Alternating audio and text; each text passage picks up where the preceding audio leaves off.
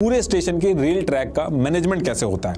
देखिए, जब train railway station के पास आती है या किसी क्रॉसिंग पे पहुंचती है तो वहां पे मल्टीपल ट्रैक्स होते हैं और ये इसलिए होते हैं क्योंकि रेलवे स्टेशन पे अलग अलग ट्रेन अलग अलग जगह से ट्रैवल करके आ रही होती हैं। कोई ट्रेन पहुंच रही होती है, किसी ट्रेन को कुछ देर रुकना होता है स्टेशन पे, इसलिए स्टेशन पे मल्टीपल ट्रैक्स होते हैं और एक स्टेशन पे कितने रेल ट्रैक्स होंगे ये डिपेंड करता है कि स्टेशन कितना बड़ा है और वहां पे कितनी ट्रेन आ रही है। और रेलवे स्टेशन पे कौन सी ट्रेन डायरेक्ट निकल जाएगी, कौन सी ट्रेन उस स्टेशन की लूप लाइन से जाएगी या लूप लाइन पे रुकेगी, या कौन सी ट्रेन स्टेशन की क्रॉसिंग पे वेट करेगी, ये सारी चीजों को मैनेज करने के लिए एक इंटरलॉकिंग सिस्टम होता है। ये जो आप देख रहे हैं जहां से ट्रेन ट्रैक चेंज करती है इसको पॉइंट कहते हैं और इसके बीच में ये जो ट्रैक हिलता हुआ देख रहे हैं इसको पॉइंट मशीन से एडजस्ट करके ट्रेन का ट्रैक चेंज किया जाता है। जोड़ने और हटाने के लिए पॉइंट मशीन का यूज होता है, लेकिन धीरे धीरे सिक्योरिटी इशू की वजह से कहीं कोई आदमी आके इसमें छेड़छाड़ ना कर दे तो इस लीवर सिस्टम को केबिन में शिफ्ट कर दिया गया। इन लीवर्स के थ्रू जो आदमी ट्रैक चेंज करता है उसको पॉइंट मैन बोलते हैं। रेलवे स्टेशन से सारे रूट को एनालाइज करके ये जो पॉइंट मैन है इसको इंस्ट्रक्शन दिए जाते हैं और पॉइंट मैन देखता है कि वहां पे रूट खाली है या नहीं है या फिर कोई ट्रेन खड़ी है वहां पे, और उसके बाद वो लीवर से ट्रैक चेंज कर देता है और हरा झंडा या लाल झंडा जो जरूरत होती है वो दिखा देता है और ट्रेन जो है वो अपनी डायरेक्शन चेंज कर देती है। अभी भी ये इंडिया के कुछ स्टेशन में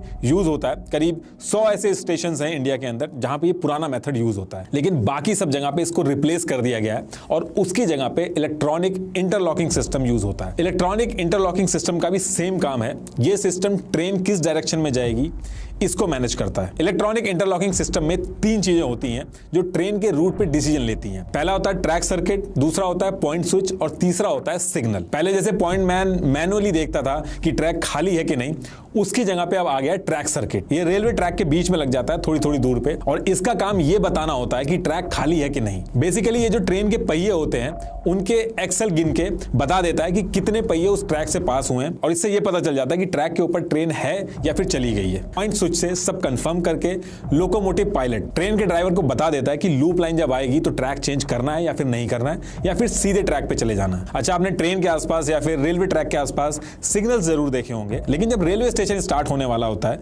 तो उसके पास जो सिग्नल होता है वो बाकी सिग्नल से अलग होता है। उसको होम सिग्नल बोला जाता है। इस होम सिग्नल को स्टेशन मास्टर कंट्रोल करता है, जबकि बाकी सिग्नल जो आप देखते हो ट्रैक्स के आसपास वो ऑटोमेटिक होते हैं, वो ऑटोमेटिकली कंट्रोल होते हैं। अगर स्टेशन मास्टर होम सिग्नल को रेड कर रहा है इसका मतलब ये हुआ कि ट्रेन वहीं रुकी रहेगी, और अगर ग्रीन कर रहा है तो ट्रेन फुल स्पीड से रेलवे स्टेशन पे बिना रुके निकल जाएगी, और अगर येलो कर रहा है तो स्पीड स्लो करके लूप लाइन पे जाएगी। और ये जो व्हाइट लाइट्स आप देख रहे हैं ये डायरेक्शन बताती है ट्रेन किस रूट से जाएगी। ये electronic interlocking system track circuit, point switch और सिग्नल का यूज करके डिसाइड करता है, जो कि ऑटोमेटिक है और ये फेल प्रूफ है। मतलब कि इसमें अगर कोई फॉल्ट हो गया तो रेड लाइट जल जाती है और ट्रेन वहीं रुक जाती है। जैसा कि मैंने बताया कि इस पूरे प्रोसेस में ट्रेन के ड्राइवर का कोई रोल नहीं होता है। ये जो इलेक्ट्रॉनिक इंटरलॉकिंग सिग्नलिंग सिस्टम होता है ये रिमोटली कंट्रोल्ड होता है, जिसको रेलवे स्टेशन के सेक्शन ऑफिस से signal man, section control officer और सेक्शन कंट्रोल हेड्स कंट्रोल करते हैं और सेक्शन कंट्रोल हेड्स मैनेज करते हैं। एक इलेक्ट्रॉनिक बोर्ड होता है, उससे वो ट्रेन का रूट सेट कर देते हैं और ऑटोमेटिकली सारा काम अपने आप हो जाता है। ट्रेन का जो रूट वगैरह है वो सब अपने आप सेट हो जाता है।